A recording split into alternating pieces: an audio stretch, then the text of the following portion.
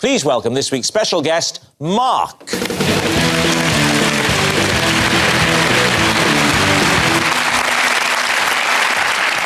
Welcome, Mark. So first off, Patsy, what is Mark to you? This is Mark, and he is currently teaching me to swim to overcome my fear of the water. Right. Lee? This is Mark, and he started the pub darts team that I play in, but I had to ask him to leave because he was so bad. Right, so finally, Chris, your relationship with Mark. This is Mark. He is my next-door neighbour. He lost a bet of £200 that In the Loop would win an Oscar, so I gave him my wheelbarrow. Right, well, there we are. What could be simpler? Patsy's swimming teacher who cured her fear of water, Lee's sacked darts teammate, or Chris's neighbour who likes a bet. David's team, where would you like to start? Darts. How can anyone be bad at darts? What sort of standard of darts playing are you expecting in this team? 2 out of 3 darts in the board would have been good sufficient. What did you say to him to check him out? Patsy, can you be Mark? Yeah.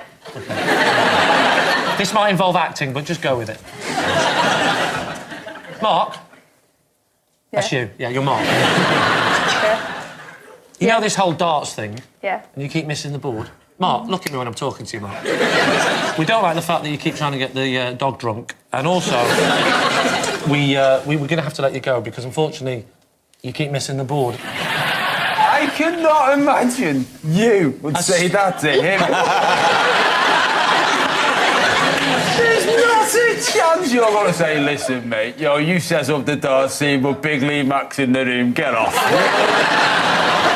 Also, look, how seriously did you take this darts I take team? darts very seriously. Do you? Ask me any checkout. I don't know what that means. All right, 151. Oh, well, that's it. That's your classic treble 20, treble 17 tops. Don't know whether that's true or not for a couple. All right, then 164. Oh, that'll be treble 20, treble 18 bull. I don't know how... Bull. What's bull? 180. You worked that out. He's getting them right. He's getting the numbers. Is he getting the numbers right? Right. Just say 180 again, Joe. 180. I feel like we've just engaged with foreplay. I know.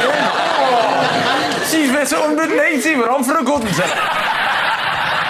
Wait till I get to 69. Did he set up another team? Did he just walk away and say, I'll give up darts because Lee's... He struggled to set up the other team, apparently, because he was going round saying, I'd like to set up a darts team. Have you had any experience? Well, I just recently left one because I was thrown out because I was terrible. Sorry, that's not the usual next question when somebody says, I'm thinking of setting up a darts team. Have you had an experience? You're either someone interested in playing a bit of recreational darts or not. You're not going to sort of go, have you had much experience? I don't know, I'm a busy man. I want to play in a high-level darts team. It's a serious sport. David, do you want to move on? Yes, OK. Well, Chris, why did you feel the need, when your next-door neighbour had bet some money on a film you were involved in winning an Oscar, why did you think you needed to make up the loss for him with the gift of a wheelbarrow? I live in a terrace house, and the houses next door to me are flats. It's a communal garden, and Mark is the only one who ever bothers to look after them.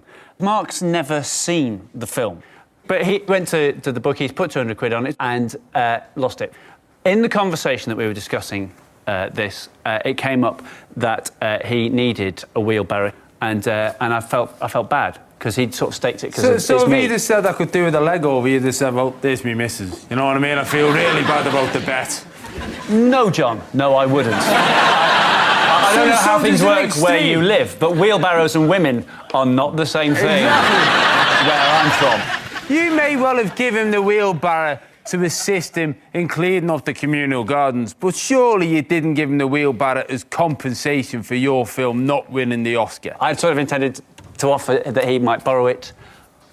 It kind of got out of hand. OK, now, Patsy, you have a fear of water, is that right? I did. Right. Yeah. Have you had this all your life, or was there some harrowing experience you could amuse people with? Yeah, I think so, but I didn't really know that I had it. Right. How did you not know you were scared of what surrounds us? Because I've always swam, but I just You swam, but you didn't know you were shitting yourself. But you wouldn't refuse to swim? No, I swam. So We why had do you... to swim when we were kids. We just used to get put in. It was freezing cold. Don't you remember when the teachers used to make you get in? And that was worse then because it was freezing cold. Kids would be crying, swimming, but they did actually make you get Sounds in. like you're talking about Dunkirk. So you already could swim before you encountered Mark to teach you to swim? Yeah. Right. How was your first lesson? When Mark said, right, yeah, let's have a go at the water, and you did 20 lengths. What did he say after that? I didn't do 20 lengths. So you decided you're going to have some lessons in order to improve the efficiency of your swimming, and then you get into the water and you realise, oh my God, I hate it here. This has been the problem. It wasn't the efficiency of my kicking and arms, it was that I hated it. No, I just realised that I was actually quite scared of water. That's why I don't swim very well. But you know I what? don't What breathe did you do to help you underwater. over None your of us fear breathe of underwater. water? I mean, that's a standard human thing. No, you can breathe underwater. No, you can't. Oh, this should have been lessons on the wall! This is basic stuff, telling them this. Just because I throw you out the darts team and you're looking for a new career, telling people they can breathe underwater. Right, David. We need an answer. Lee gives every impression of knowing a bit about darts, but He then does. I'm perhaps not the best person to scrutinise that. He knows his darts, that doesn't mean that story's true. I believe Chris, because of the wheelbarrow, or I believe Patsy, because Mark looks quite built. So what are you going to say then, David? Who are you going to go for? I'd go with Patsy. Yeah, I think Patsy, yeah. So you're saying Patsy's swimming instructor. Mark, would you like to reveal your true identity? I am Patsy's swimming instructor, and I help to get over her fear of water.